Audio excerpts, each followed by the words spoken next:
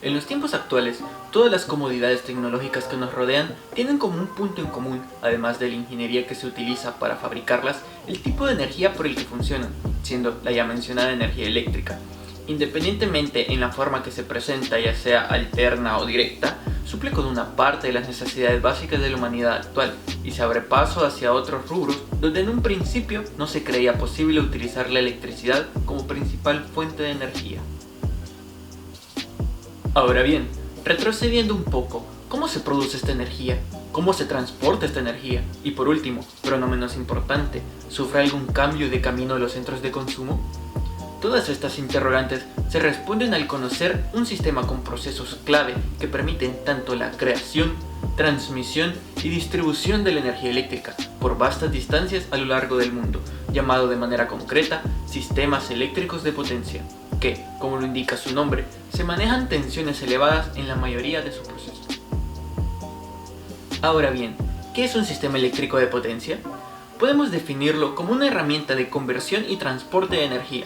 Está compuesto por todas las máquinas, aparatos, redes, procesos y materiales utilizados para la generación, transmisión y distribución de energía eléctrica.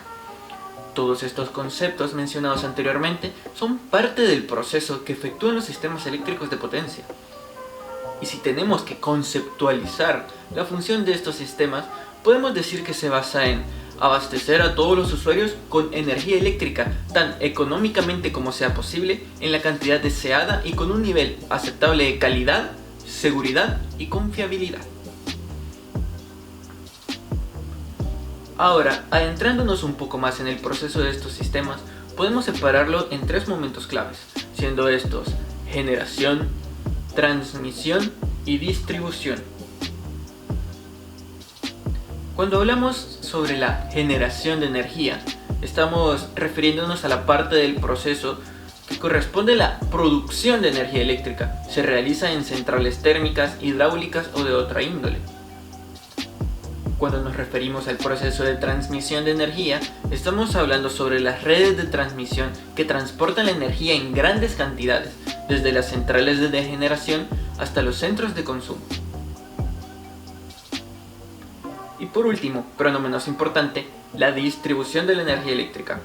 De estas podemos hablar sobre las redes de distribución cuando canalizan la energía eléctrica desde los puntos de conexión con la red de transporte hasta los consumidores finales, o sea, el hogar. Al conocer de manera general el proceso de estos sistemas, podemos ahondar más en su funcionamiento por medio de un diagrama. Iniciando todo el proceso en la central de energía, la electricidad que genera ronda alrededor de 25 kilovoltios, los cuales avanzan hacia una subestación de energía elevadora que aumenta la tensión hasta 132 kilovoltios, entrando en las líneas de transmisión.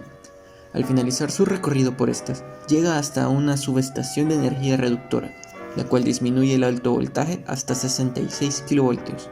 Es en este punto donde la energía toma dos caminos. O puede dirigirse hacia los centros de gran consumo, en donde la tensión no baja de 66 kV, o se dirige hacia los centros de transformación, en donde el voltaje desciende hacia 220 voltios para ser utilizable en los hogares. Ahora que conocemos el proceso que realizan los sistemas eléctricos de potencia, podemos hablar de los principales componentes que lo conforman, siendo esto las plantas de generación, que son instalaciones y equipos para producir energía eléctrica mediante la transformación de otras formas de energía. Los transformadores, que son equipos para tanto elevar o reducir los niveles de tensión de operación del sistema eléctrico y de los cuales se hablará con más profundidad dentro de poco. Y las líneas de transmisión, que son equipos para transportar energía eléctrica entre dos puntos. Profundizando un poco en alguno de los componentes, podemos destacar a las líneas de transmisión, ya que la mayoría del proceso de transmisión y distribución de energía se produce gracias a este componente del proceso.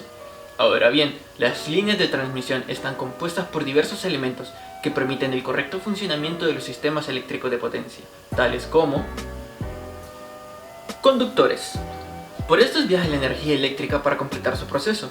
Se utilizan cables que pueden estar aislados o desnudos, y entre los materiales que más se utilizan para su elaboración se encuentra el aluminio, cobre, acero galvanizado y aleaciones o combinaciones de los dos mencionados anteriormente. Estructuras son las que sostienen a los conductores en el aire. Pueden variar según la zona y el tipo de conductores que sostengan, ya sea desde postes de madera o acero hasta torres autosoportadas y retenidas. Aisladores. Estos materiales que se utilizan para suspensión y retención de los conductores en las líneas de transmisión, que están hechos generalmente por porcelana, vidrio o materiales sintéticos, se encuentran generalmente cerca o en las estructuras de las líneas de transmisión para un mejor soporte de los conductores. Herrajes. Estos varían desde grapas para sujetar cables de fases, amortiguadores y espaciadores para mantener separados los conductores de un haz, en conjunto de los aisladores. Se utilizan en las líneas de transmisión en general para mejorar su calidad y estabilidad ante cualquier situación. Regresando a los componentes que conforman los sistemas eléctricos de potencia, podemos denotar al transformador, y profundizando su concepto, tenemos que el transformador es un dispositivo que convierte la energía eléctrica alterna en un cierto nivel de tensión en energía alterna de otro nivel de tensión, basándose en un fenómeno de la inducción electromagnética. Está constituido por dos bobinas de material conductor devanadas sobre un núcleo cerrado de material ferromagnético, pero aisladas entre sí eléctricamente. La única conexión entre las bobinas la constituye el flujo magnético común que se establece en el núcleo. Su función principal de transformar la energía eléctrica a tensiones distintas sin cambiar de potencia es lo que nos lleva al siguiente concepto en todo el proceso de los sistemas eléctricos de potencia, siendo esta la subestación eléctrica. ¿Y qué es una subestación eléctrica?, se preguntarán. Esta se define como una instalación destinada a modificar y establecer los niveles de tensión de una infraestructura eléctrica, con el fin de facilitar el transporte y distribución de energía, siendo su equipo principal el transformador. Debido a esto, podemos dividir las subestaciones eléctricas en dos tipos: elevadoras y reductoras. Siendo las elevadoras encontradas en las inmediaciones de las centrales de energía eléctrica, cuya función es elevar la tensión hasta 220 o incluso 400 kilovoltios, según sea el caso, antes de entregar la energía a la red de transporte. Por otra parte, las subestaciones reductoras disminuyen el nivel de tensión hasta valores que oscilan entre 13.2, 20, 45 o 66 kilovoltios y entregan la energía a la red de distribución. Posteriormente, los centros de transformación reducen los niveles de tensión hasta valores comerciales aptos para el consumo doméstico e industrial, típicamente 220 voltios. Esto concluye la explicación del proceso de los sistemas eléctricos de potencia de manera detallada. Ahora bien, aquí es donde entra la duda. ¿Se puede utilizar la corriente directa como un sistema eléctrico de potencia? Sorprendentemente, al contrario de lo que muchos piensan, sí, es factible. De hecho, en investigaciones recientes se tiene en cuenta que no solo la corriente alterna funciona como un medio del sistema eléctrico de potencia, ya que, si bien es cierto, es la manera más eficiente de distribución de energía, existen otras opciones que están en desarrollo, como la corriente continua de alta tensión, que se puede definir como un sistema de transporte de energía eléctrica utilizado en largas distancias. Tal como lo indica su nombre, es el hecho de utilizar la corriente continua de una manera que se creía impráctica para el mundo de la distribución de energía, mayormente por su alto costo de mantenimiento, pero que en situaciones específicas es mucho más eficiente que el método de distribución habitual de energía eléctrica. En el mundo, el sistema del transporte eléctrico en corriente continua de alta tensión está en auge por las crecientes necesidades de interconexión eléctrica de islas, parques eólicos marinos, plataformas petrolíferas, la electrificación del sector del transporte y otros.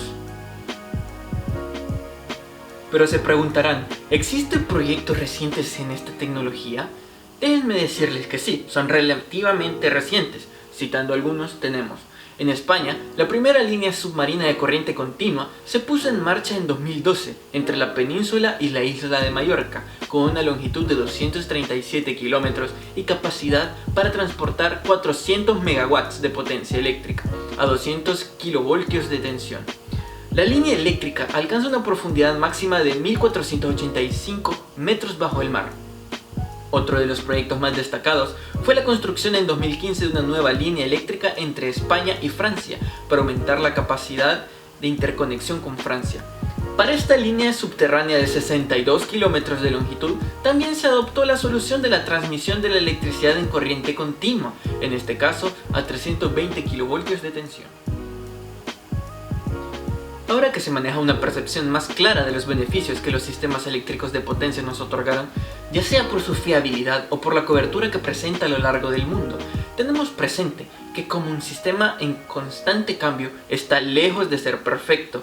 Aún así, no podemos negar que nos mantiene con todas las comodidades que la electricidad puede ofrecer de momento, con un gran espacio para actualizarse mediante correcciones a fallos del proceso o por implementación de tecnologías mucho más nuevas para la industria energética. Estamos iniciando en el camino de una energía mucho más barata y confiable, y es por medio del conocimiento general del proceso actual cómo podemos innovar en este mundo energético y por ende mejorar nuestra calidad de vida junto a la industria.